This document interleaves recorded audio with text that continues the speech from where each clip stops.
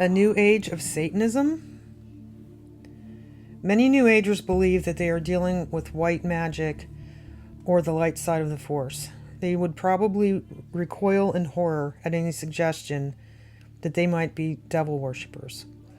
Those who believe they are practicing white magic either fail to recognize the existence of the devil or feel that Satan is associated with the Black Lodge. Their definition for those pursuing orthodox forms of religion and more openly satanic forms of occultism. That's the Black Lodge. However, the New Agers will often admit that they are worshiping Sanat Kumara, Pan, Venus, Shiva, Buddha, and other pagan deities. The name Buddha itself literally means light bearer, the same meaning as the name Lucifer. What? The Apostle Paul, who was struggling with the pagans and Gnostics of his day, noted the demonic nature of idol worship, a warning that sincere New Agers and Christian sympathizers of the New Age movement would do well to heed. What do I mean then? That a thing sacrificed to idols is anything, or that an idol is anything? No, but I say that the things which the Gentiles sacrifice, they sacrifice to demons, and not to God. And I do not want you to become sharers in demons. You cannot drink the cup of the Lord and the cup of demons. You cannot partake of the table of the Lord and the table of demons. Unquote. That's a great name for a video. The Table of Demons. Unquote. Unpause. Sorry. The Satanic Bible by Anton Zander LaVey gives a list of infernal names, all synonyms for Satan. Several of the names are openly and currently reverenced by white magic New Agers, including Lucifer, Kali, Lilith, Pan, and Shiva. The sacred community of the New Age movement, Findhorn, is surprisingly open about giving the devil his due. Founded on divine guidance allegedly received by Eileen Caddy, Findhorn's role on this planet, according to this guidance, is to anchor the plan on Earth. Of course, the guidance received revealed the usual satanic teachings, man's deity, and infinite potential for psychic power. The standard histories of Findhorn themselves, however, reveal the true source and nature of this guidance. Peter and Eileen Caddy, together with Findhorn co-founder Dorothy McLean, labored on from 1962 until 1966 under the illusion that they were working in partnership with devas, which are elemental spirits supposedly inhabiting their flower and vegetable beds. However, in 1966, they realized that they and the devas had become a triangle. For in that year, they made a momentous discovery. They were also working with nature spirits overlighted by the god Pan. A similar discovery was allegedly made by another close Findhorn associate, an aristocratic, elderly, self-educated gentleman named Robert Ogilvy Crombie, or ROC. Rock was taking an April stroll through an Edinburgh park in 1966 when he was suddenly confronted by an incredible creature. The strange, part animal, part human being looked like a giant-sized version of another he had met earlier. Both creatures appeared as fawns to Rock, a radiating and tremendous source of power. The larger creature asked Rock whether he loved him and his subjects. After receiving an affirmative reply, it informed Rock that he had just said he loved the devil. Rock rejected this admission, and as does the entire New Age movement, by telling the creature that although Christians had superstitiously taken him as a model for the devil, nevertheless, they were mistaken. Rock preferred to call this satanic presence Pan, or Lucifer, as do other New Agers. They reject the Christian teaching that Lucifer has common identity with Satan. However, they freely call Sanat Kumara, Satan, God. In their doctrinal reference books by Helena Petrovna Blavatsky and Alice Ann Bailey, freely cross-reference Sanat Kumara with Venus. In occult writings, Lucifer and Venus are one and the same. This is also true in the Alice Bailey writings and those of Madame Blavatsky, as do many other New Agers. Rock suspected the motivation of the introduction, but completely underestimated the dangers. Quote, I did not know then that for his purpose he had to find someone who showed no fear of him. He is a great being, the god of the whole elemental kingdom as well as of the animal, vegetable, and mineral kingdoms. People may feel uneasy in his presence because of the awe he inspires, but there ought to be no fear. All human beings are afraid of me. He had not said this as a threat, but with sadness. Did not the early Christian church make me a model for the devil? That is why he is feared, because of the image projected onto him. This image must be lifted off him so that his nature may be revealed. That is why he had to find someone who did not fear him.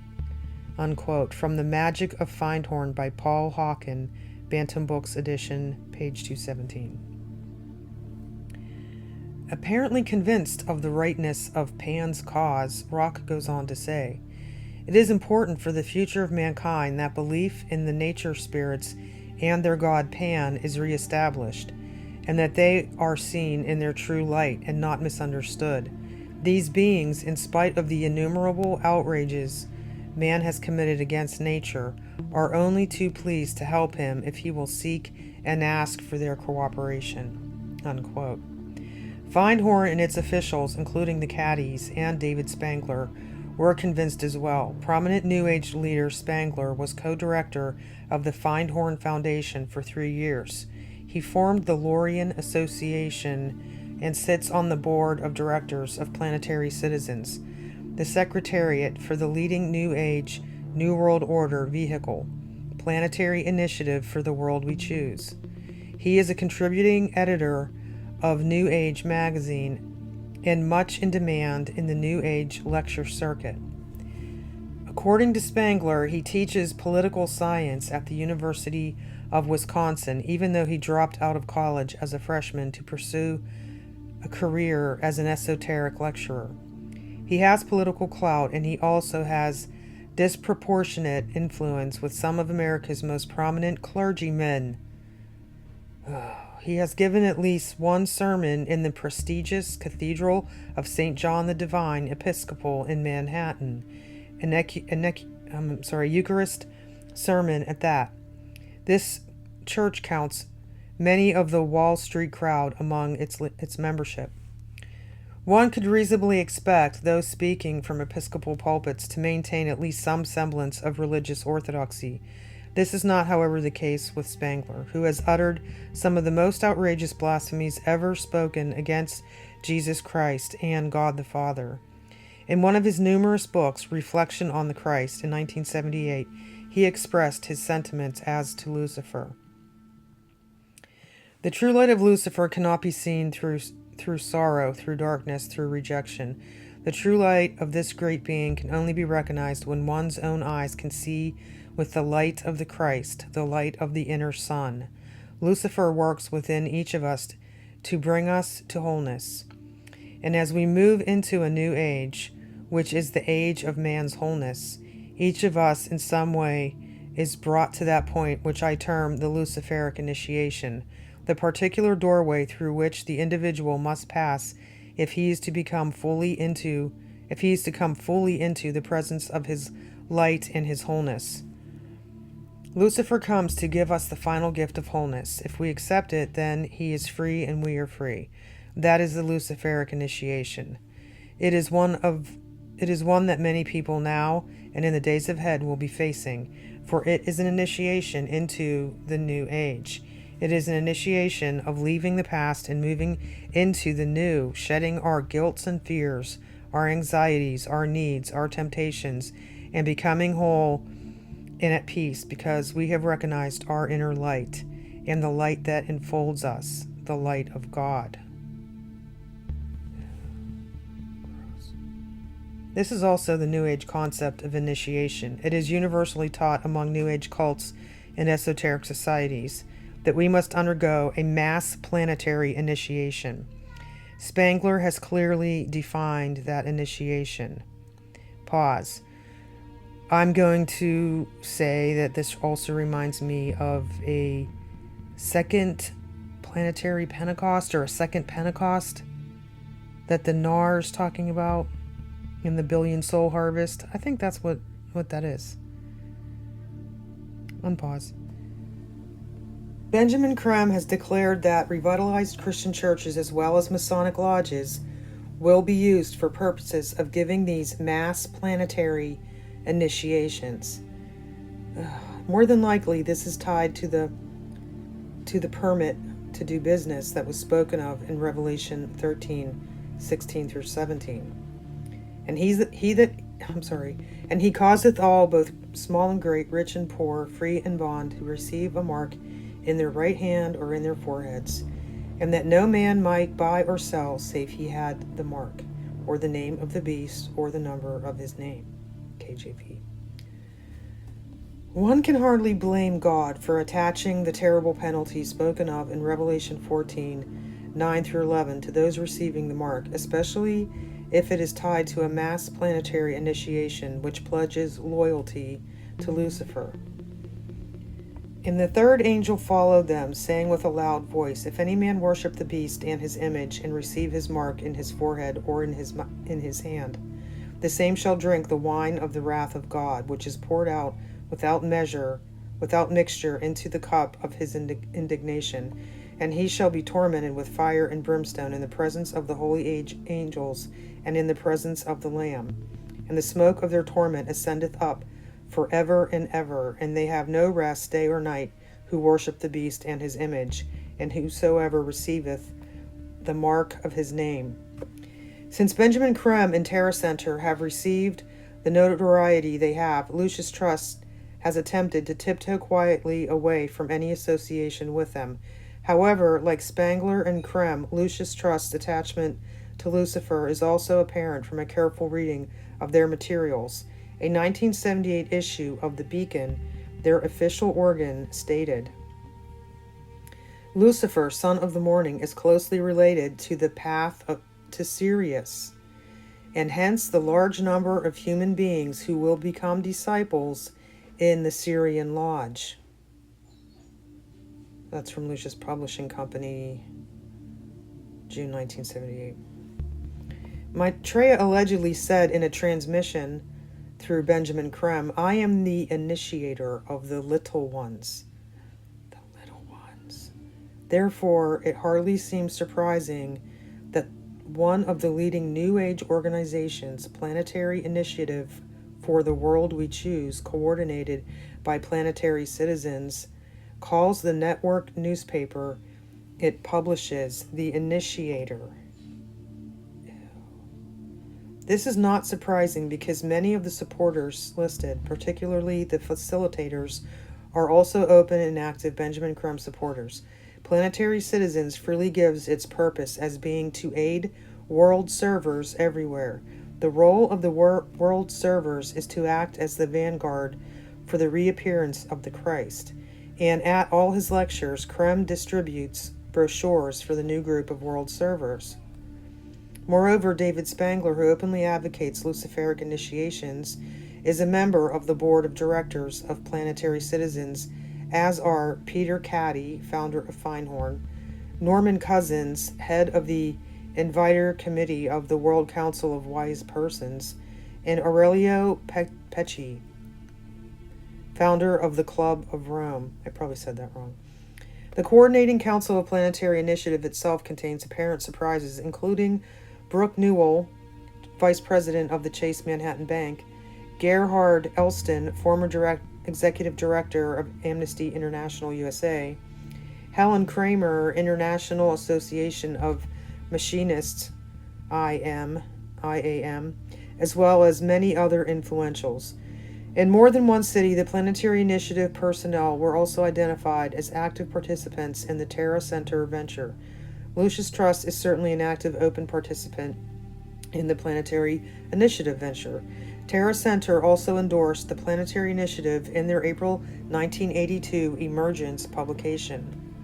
Certainly, it is an impressive network in service to the Christ.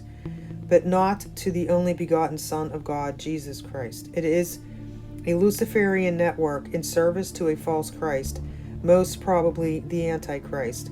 The fate of skeptical recalcitrants to this project, or at least the New Agers' hoped for fate for those recalcitrants, I think I'm saying that right. Recalcitrant Means stubbornly resistant to or defiant of authority or guidance, synonym obstinate, difficult to manage or deal with, resistant to chemical decomposition, decomposing extremely slowly. Okay, I'm reading that over. The fate of skeptical recalcitrants to this project, or at least the New Agers' hoped for fate for those recalcitrants, is mirrored in the Spangler writings. Quote, furthermore, it is not really important to know where the old platform will go. We are assured that it is shepherded by the Christ and will be fully ministered to by this cosmic presence. However, there are a few words which can be said about where the old world and those attuned to it will go. Throughout creation, there are infinite spheres of environment representing and educating all stages of consciousness development. Some of these are physical planets like Earth. Others exist on higher dimensional levels. It is possible that many from Earth will find themselves attracted to such other spheres or planets within the universe which are at a stage of growth comparable to what Earth has moved out of. There is another pattern, though, which is more likely. Earth is really like a vast mansion with the ground floor representing the physical plane. Only a small percentage of the souls associated with Earth's evolution are ever on the physical plane at once. They tend to travel together like groups, like classes in university which move together as a wave through the various levels and all graduate together. It would not be without precedence for them to be withdrawn into the inner worlds or to live in an upstairs room which would reflect the needs of their consciousness and minister to those needs. In other words, the planet or plane or level to which they will go through the law of attraction may not be somewhere else. It may be another level of Earth's own consciousness where they can be contained and ministered to until such a time as they can be released into physical embodiment again. Whether this is indeed the pattern or whether these ones shall be moved entirely out of the Earth pattern, the main point is that they will lose for the time being their access to the etheric planes of power and the ability to control or influence the developments upon Earth. Revelation, Birth of a New Age, page 163 and 164. So, the New Agers and their leadership plan to send us to another dimension, release us from physical embodiment, strip us of our ability to control or influence Earth's developments. Clearly it sounds reminiscent of the Revelation prophecy. And the dragon was wroth with the woman and went to make war with the remnant of her seed, which keep the commandments of God and have the testimony of Jesus Christ. Revelation 12:17. Alice Bailey said Lucifer was the ruler of humanity. Truly he appears to be the guiding light of the New Age movement. It is indeed time that God's people followed the message of the Revelation angel to come out of her. And that's the end of chapter 10. What is your problem? Just that, sir. Okay. I'm a Christian, sir. I'm pure and virtuous and wholesome and innocent. How can you say anything bad about me? Sir, you need to be born again. I am born again. Now, did you just say that you were Lucifer? I am Lucifer. Okay, define Lucifer for me. Pure, virtuous, wholesome, innocent individual that's out to help people. Lucifer is? Yeah. Say that again. Lucifer is a pure, holy... Virtuous. Virtuous. Now, is he the Lucifer that God created? That's the same one. Oh, man, this is great. I'm going to put this on the internet. Oh, Amen. God bless you, Amen. brother. Because that's exactly what the Shriners and Masons teach, is that Lucifer is light. No. And you're, What you're about those confirming hospitals? it. You know what, sir? Jesus said, many will say to me on that day, Lord, Lord, we did not do these good deeds in your name? And you'll say, away from me, you workers of iniquity. I never knew you. Jesus said it? In Matthew chapter 5. Mercy. No. That's hard to believe. So you're a Christian and you don't know that. Actually, No, I really am. you are. Because I'm pure and virtuous. You're pure and virtuous, okay, yeah. In other words, you're perfect without Jesus, right? No. Okay, tell me about Jesus. Who is Jesus? But he's my leader. Is he the Son of God? Yes, he is. Is he the only worshipful master? Yes. Have you ever been called worshipful master? No, because I've just been too busy. I've been working. Working? Been working to help people. What like kind you. of work? Okay. Get out of here. See, this is what a Mason confesses, is that Lucifer is light. You heard it? Run.